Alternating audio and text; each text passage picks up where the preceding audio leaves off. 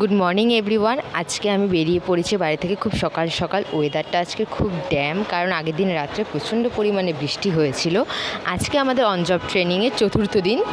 প্রথমে ওয়ার্কশপে আসার পর চারিদিকটা খুব ফাঁকা ফাঁকা ছিল।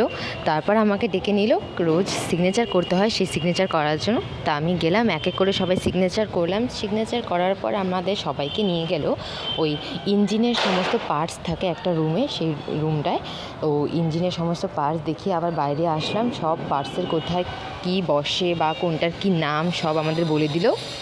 ফার্স্ট ধাপে সেরকম আর কিছু হয়নি। তো তারপর আমাদের টিফিন টাইম, আমাদের টিফিন টাইম মানে ওদেরও টিফিন টাইম। তাই ওদেরকে কয়েকটা বিস্কুট খাইয়ে আমরা সবাই চিন্তাভাবনা করতে লাগলাম কে কী খাবো।